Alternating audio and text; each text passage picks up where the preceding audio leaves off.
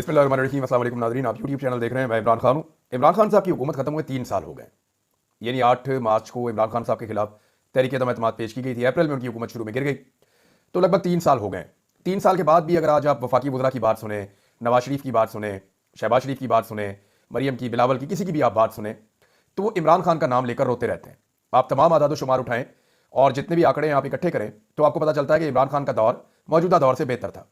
Growth भी ज़्यादा हो रही थी, इंडस्ट्री भी चल रही थी, एक्सपोर्ट्स भी ठीक चल रही थी, पाकिस्तान के अंदर महंगाई भी काफ़ी कंट्रोल थी, बहुत सारी चीज़ें। कोरोना के बावजूद पाकिस्तान को जो है वो मईशत को गिरने नहीं दिया इमरान खान साहब ने।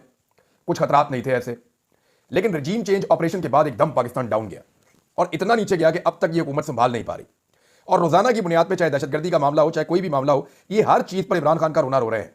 अब आप अंदाजा कीजिए कि 3 साल से ये लोग हुकूमत में, ये किस कदर नालायक होंगे कि 3 साल के बाद भी ये इमरान खान का नाम लेकर रो रहे हैं। इनकी किस्मत में ही रोना है। मैं बताता हूं कैसे। जब ये परवेज मुशर्रफ के दौर के बाद पाकिस्तान वापस आए तो पीएमएलएन को पंजाब में हुकूमत मिली।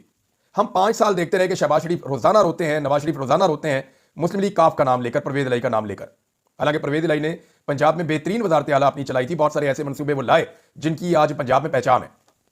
फिर हमने देखा 2013 में इन्हें वफाकी हुकूमत मिली तो ये रोते रहे 5 साल पाकिस्तान पीपल्स पार्टी का नाम लेकर के, पीपल्स पार्टी ने तबाह कर दिया, तबाह कर दिया, तबाह कर दिया, तो ये रोते ही रहते हैं। उसके बाद 2018 में इमरान खान साहब को हुकूमत मिली तो उन्होंने ये जरूर कहा कि मुझे हुकूमत बहुत बुरी हालत में मिली।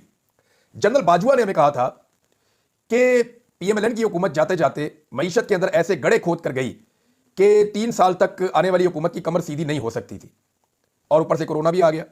और यह बात मिफ्ता इस्माइल साहब ने जनरल बाजवा साहब को बताई थी। जनरल बाजवा साहब ने बहुत सारे सहाफियों की मौजूदगी में ये बात हमें बताई।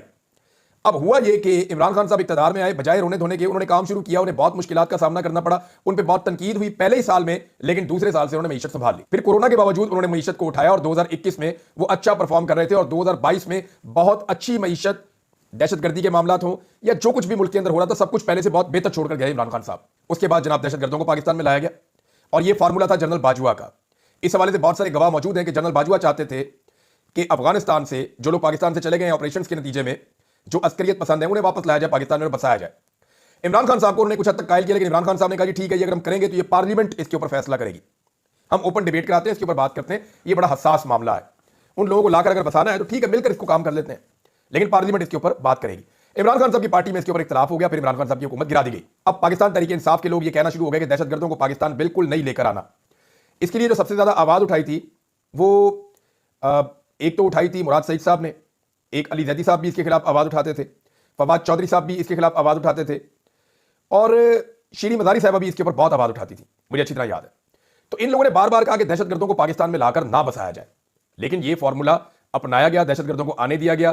खैबर पख्तूनख्वा की उस वक्त की जो हुकूमत थी महमूद खान की, उन्होंने कुछ हद तक रजिस्ट किया, लेकिन बदस्तूर दहशतगर्द पाकिस्तान में आना शुरू हो गए पॉलिसी के तहत।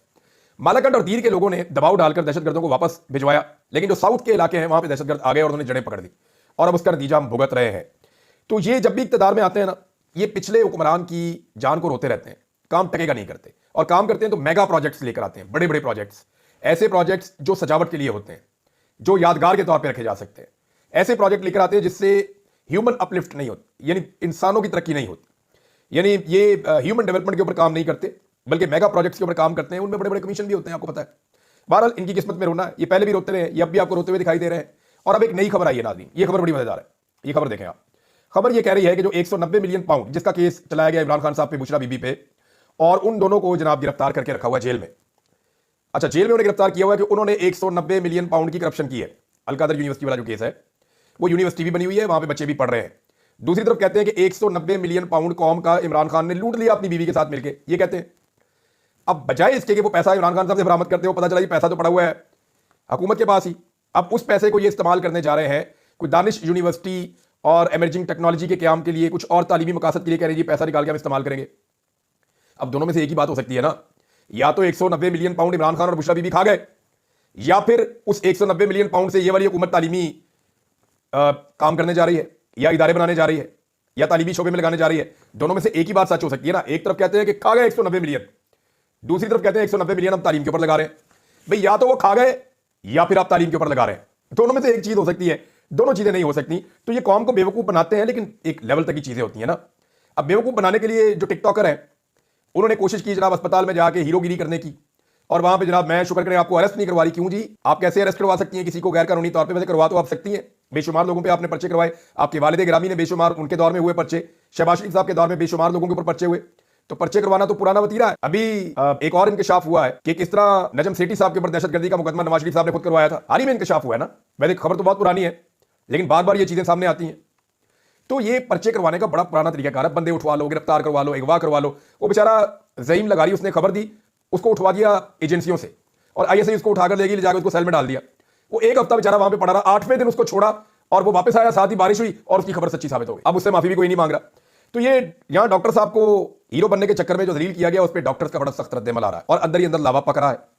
बहुत सारे जो डॉक्टर्स हैं वो हमारे मीडिया वालों से राब्ते कर रहे हैं और वो ये कह रहे हैं कि उन्हें बड़ी तकलीफ है इस बात की कि जो बिहेवियर हमारे सीनियर डॉक्टर्स के साथ रखा गया है।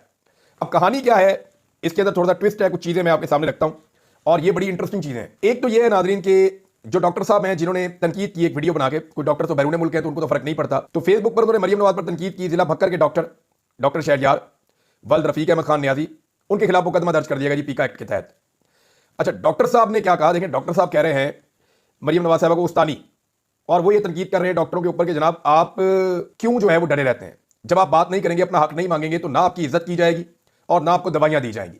आपने मरीजों को दवाइयां देनी है, गवर्नमेंट फंड्स देगी तो आप दवाइयां देंगे ना।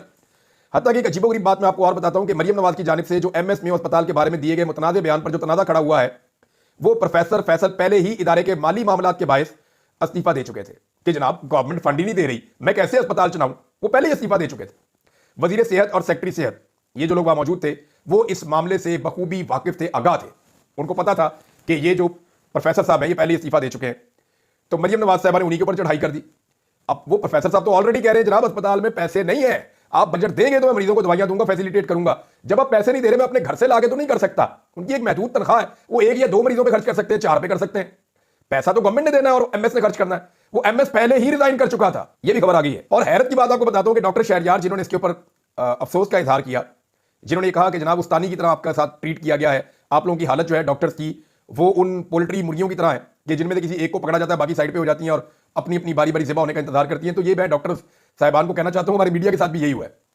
मैंने 2023 में अपने मीडिया के साथियों को कहा था कि मैंने अपने हिस्से की बहुत मार खाई है, बार बार गिरफ्तार हुआ हूं। ये 2023 की बात है, मैं अपने गवाह से पहले भी ये बात करता था, उसके बाद भी करता हूं कि मैंने अपने हिस्से की बहुत मार खाई है। ये आपको सबको मार पड़नी है। आज भी इकट्ठे हो जाओ और इकट्ठे होकर इस फस्तायत का मुकाबला करो।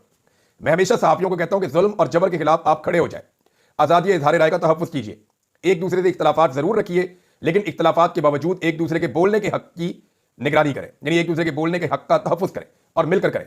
ये मैं उस वक्त भी सहाफियों को कह रहा था, मेरी बात के ऊपर कुछ लोग हंस रहे थे, आज वो सारे लोग फंसे हुए हैं, सबके ऊपर पर्चे हो रहे हैं, सबके प्रोग्राम बंद हो रहे हैं, सब लोग बेचारे डिस्टर्ब हैं, सबको खतरात हैं, सब जो है वो किसी को जान का खतरा है, किसी को नौकरी का खतरा है, किसी को जो है वो पर्चों का खतरा है, किसी को कानूनी कार्रवाई का खतरा है, सारे के सारे बेचारे फंसे हुए हैं अब। और अगर ये उस वक्त बात समझ जाते तो अब तक शायद सहाफी कुछ अचीव कर जाते इकट्ठे होकर।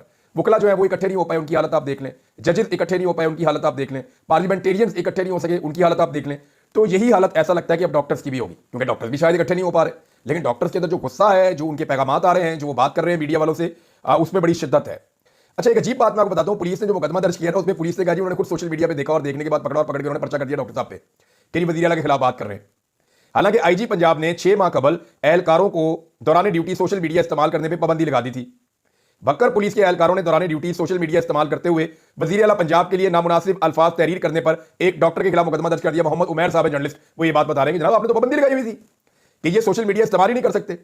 तो इन्होंने ना सिर्फ सोशल मीडिया इस्तेमाल किया बल्कि पर्चे के अंदर भी लिख दिया कि जनाब ये जो सोशल मीडिया है ना, ये इस्तेमाल करते हुए हमें ये बात पता चली, लिहाजा हमने फलां डॉक्टर के ऊपर जो है वो पर्चा कर दिया है। अब नाज़रीन, एक और मेयो अस्पताल से खबर है जहां पे ये चक्कर लगाती है ना मरियम नवाज साहबा, उसके बाद वहां कोई ना कोई कार्रवाई भी हो जाती है। अब ये खबर मोहम्मद उमैर साहब ने दी, वो ये बताते हैं कि मेयो अस्पताल के चेस्ट वार्ड में इंजेक्शन की वजह से कुछ प्रॉब्लम क्रिएट हुई है और इंजेक्शन का रिएक्शन कुछ ऐसे हुआ कि 16 मरीज मुतासिर हो गए हैं।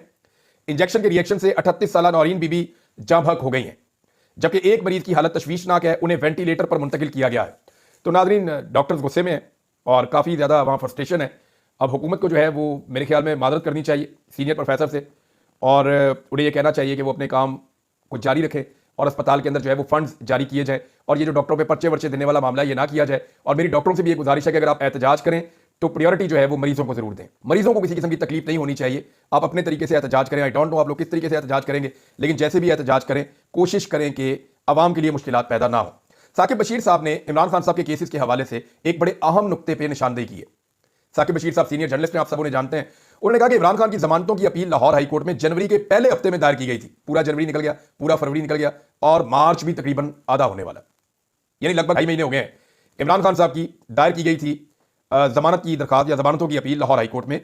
आज तक 2 माह से ज्यादा हो गए हैं, मगर वो फिक्स नहीं हो सकी। जमानत का केस इंतहाई अर्जेंट होता है हमेशा। इमरान खान की लीगल टीम जल्द समाअत के लिए दरखास्तें दायर कर रही है, मगर दरखास्तें फिक्स नहीं हो रही, जो बहुत ही हैरानकुन है।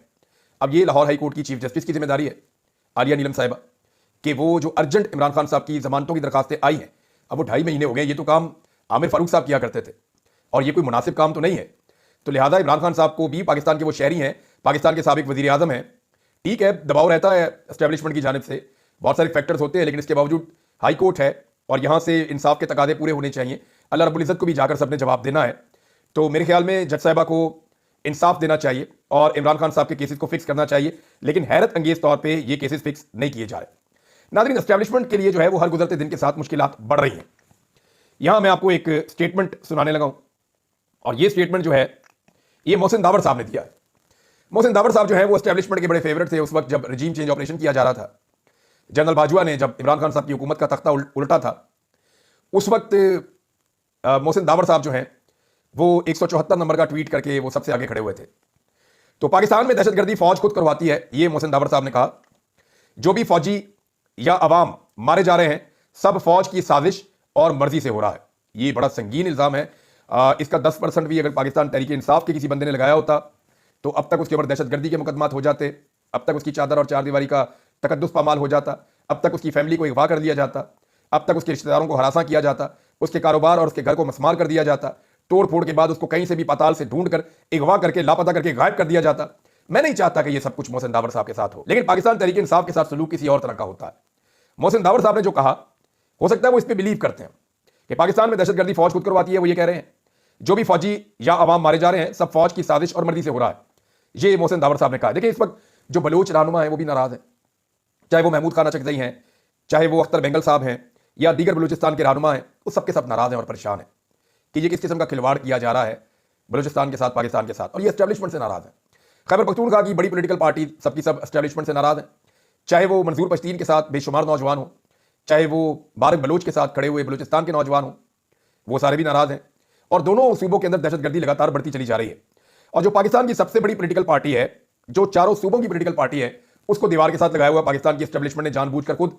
तो एस्टेब्लिशमेंट और मुख्तलिफ तबकात के दरमियान, अवाम के दरमियान तो एक खलीज पैदा हो रही है ना, एस्टेब्लिशमेंट और अवाम के बीच में खलीज पैदा हो रही है, लेकिन बहुत सारे जो तबकात हैं उनमें और एस्टेब्लिशमेंट में भी एक बड़ी वसी खलीज पैदा हो चुकी और इस गैप को फिल करना बहुत मुश्किल है। फर्ज करें खुदा ना खास्ता कोई सानिया हो जाता है पाकिस्तान में, मैं नाम भी नहीं लेना चाहता, बात भी नहीं करना चाहता, लेकिन खुदा ना खास्ता कोई सानिया हो जाता है ना, तो ये एस्टेब्लिशमेंट फिर उसके बाद कुछ भी कर ले, जितना मर्जी जोर लगा ले, ये पाकिस्तानियों को मना ही नहीं सकेगी। ये अगले 50 साल तक पाकिस्तानियों के अताब का शिकार रहेंगे। पाकिस्तानी फिर कभी नहीं मानेंगे, वो हमेशा नाराज रहेंगे, वो हमेशा इन्हें बुरा भला कहते रहेंगे, वो हमेशा इन्हें निशाना बनाते रहेंगे, वो हमेशा इनको नफरत की नजर से देखते रहेंगे, अगर खुदा ना खास्ता कोई ऐसा सानिया हो गया जिसके बारे में लोग खदशात का इजहार भी करते हैं। ये सोशल मीडिया का और अवेयरनेस का दौर है। इमरान खान साहब की जो हजारों सैकड़ों घंटे की इमरान खान साहब की वीडियोस मौजूद हैं, उनमें वो सारी बातें कह चुके हैं। मेरा नहीं ख्याल कि अब कोई गुंजाइश बाकी रहेगी। लिहाजा इससे पहले कि देर हो जाए, एस्टेब्लिशमेंट को होश के नाखून लेने चाहिए। एस्टेब्लिशमेंट ने खुद ही कहा पहले, और लड़ाई लड़ी सबसे पहले एएनपी और एमक्यूएम से, साबित किया कि ये दहशतगर्द हैं, ये मुल्क के दुश्मन है। फिर पाकिस्तान पीपल्स पार्टी के साथ लड़ाई लड़ी, फिर पीएमएलएन के साथ लड़ाई लड़ी। जब अवाम इन सारों के खिलाफ हो गई तो इन सबको इकट्ठा करके एस्टेब्लिशमेंट इनके साथ मिल गई और अब वो पीटीआई के साथ लड़ना चाह रही है, लेकिन अवाम पीटीआई के साथ खड़ी होगी। अजीबोगरीब खेल हुआ। एस्टेब्लिशमेंट को लगता था कि वो जब भी जिसको मारेंगे अवाम उनके साथ खड़ी हो जाएगी, लेकिन इस बार ऐसा हुआ नहीं। अल्लाह ताला ने इमरान खान साहब की कोशिश में बरकत डाल दी। अल्लाह ताला ने उन तमाम लोगों की कोशिश में बरकत डाल दी जिन्होंने कुर्बानियां दी, मारें खाई, जेलें बर्दाश्त की, सऊबतें बर्दाश्त की, जिन्हें अगवा किया गया, जिनके ऊपर जुल्म और बर्बरियत की गई, जिनके चादर और चार दीवारी का तकद्दुस पामाल किया गया। नाज़रीन, पाकिस्तान तहरीक इंसाफ ने हार नहीं मानी, वो अभी भी अपनी एहतजाजी तहरीक को डिजाइन कर रहे हैं। हालांकि देखिए, इमरान खान साहब को बाहर कैसे निकालना है, इसके लिए कोई डिजाइन पाकिस्तान तहरीक इंसाफ के पास नहीं है, कोई कंक्रीट मनसूबा फिलहाल नहीं है। मामला यह है कि एस्टेब्लिशमेंट ने इमरान खान साहब को अपना दुश्मन समझ लिया है और इमरान खान साहब एस्टेब्लिशमेंट के साथ किसी डील के लिए तैयार नहीं है। तो ऐसी सूरत हाल में तो एक लॉक लग गया है। अब तो सड़कों पर फैसला हो सकता है। अवामी दबाव इतना बढ़ जाए कि इमरान खान साहब को छोड़ना पड़ जाए एस्टेब्लिशमेंट को, यही एक तरीका है। बाकी उन्हें समझ नहीं आ रही कि क्या करें और कैसे छोड़ें। तहरीक इंसाफ तय कर रही है कि हमने एहतजाज किस तरह का करना है, जलूस करने, जलसे करने, रैलियां निकालनी या एक लॉन्ग मार्च करना है। और जो अब तक मेरे पास इत्तला है उसके मुताबिक यह है कि पहले जलसे जुलूस किए जाएंगे, कुछ रैलियां निकाली जाएंगी, सेमिनार्स किए जाएंगे, प्रोग्राम करवाए जाएंगे और उसके बाद फाइनली लॉन्ग मार्च पे ही पाकिस्तान तहरीक इंसाफ को आना पड़ेगा। 10 अप्रैल को पाकिस्तान तहरीक इंसाफ एक बड़ा प्रोग्राम करेगी, जिस दिन इमरान खान साहब की हुकूमत बनाकर बिलावल ने कहा था कि वेलकम टू पुराना पाकिस्तान, और उस दिन से पाकिस्तान की तबाही शुरू हुई थी। तो उस तारीख को जब पाकिस्तान की अवाम की मुंतखब हुकूमत को गिराया गया था और ऐसे लोगों को लाकर बिठाया गया था जिनकी शक्लों को अवाम ने मुस्तरद किया था, तो उस तारीख को पाकिस्तान तहरीक इंसाफ बड़े प्रोग्राम्स करने का इरादा रखती है पाकिस्तान में। अब देखते हैं कि ये प्रोग्राम किस तरह होते हैं। नाज़रीन, जाते जाते खबर आपको और देता हूं, और ये बड़ी अफसोसनाक और अजीबोगरीब खबर है। खबर यह है नाज़रीन कि पाकिस्तान मेज़बान था चैंपियंस ट्रॉफी का, और पाकिस्तान फाइनल के अंदर मौजूद ही नहीं था। यानी क्रिकेट टीम तो नहीं खेली, जो हम मेज़बान थे कम से कम ट्रॉफी देते हुए तो हमें वहां मौजूद होना चाहिए था ना, पीसीबी को वहां पे होना चाहिए था। तो शुएब अख्तर साहब ने सवाल उठाया कि कहां थे सारे, कोई भी नहीं आया। हम मेज़बान थे चैंपियंस ट्रॉफी के, और ट्रॉफी का जो इवेंट खत्म हुआ भारत ने उसको जीत लिया, भारत को बहुत मुबारकबाद, पाकिस्तान वहां पे मौजूद ही नहीं था। ये कितनी बड़ी नायरी और नकम्मापन है, पूरी दुनिया के अंदर पाकिस्तान की बेइज्जती करवाई है। और एक वाकया नाज़रीन इंतहाई अफसोसनाक इस्लामाबाद में हुआ, उसकी वीडियो अब सामने आई है। लोग कहते हैं वाकया थोड़े दिन पहले का है कि खवातीन को कुछ मर्द हजरात जो हैं वो मार रहे हैं, कुछ गुंडे जो हैं वो खवातीन के बाल पकड़ के उनको घसीट रहे हैं, सड़क के ऊपर मार रहे हैं। मैंने ये मनाजिर देखे हैं पहले, पुलिस इसी तरह घसीटती रही खवातीन को। पाकिस्तान तहरीक इंसाफ की खवातीन के ऊपर इस तरह का जुल्म और बर्बरियत बार बार की गई है, उसके कुछ के विजुअल भी मौजूद हैं। लेकिन क्या ये रियासत से सीखा इन गुंडों ने, और ये ऐसे खवातीन को सड़कों के ऊपर लिटा के मारेंगे और घसीटेंगे? ये बड़ा अनफॉर्चुनेट है। यानी मुझे ऐसा महसूस हो रहा था कि मैं वहां क्यों नहीं था। मैं ताकत से रोकने की कोशिश करता इन लोगों को, और जो लोग वहां मौजूद थे उनको भी इनको रोकना चाहिए था। अब आईजी इस्लामाबाद का इम्तिहान है कि वो कितनी जल्दी ऐसे बदमाशों को पकड़ के कैफरे किरदार तक पहुंचाते हैं। वैसे उस वक्त जब ये खबर चल रही थी तो दूसरी तरफ किसी ने एक तस्वीर लगाई हुई थी कि आईजी इस्लामाबाद सब्जियों के निरख चेक कर रहा है बाजार के अंदर, वो चेक कर रहा है सब्जियों के रेट ठीक है या नहीं। और दूसरी तरफ ये देखें इस्लामाबाद में क्या हो रहा है। अब तक के लिए इतने, अपना ख्याल रखिएगा, अपने चैनल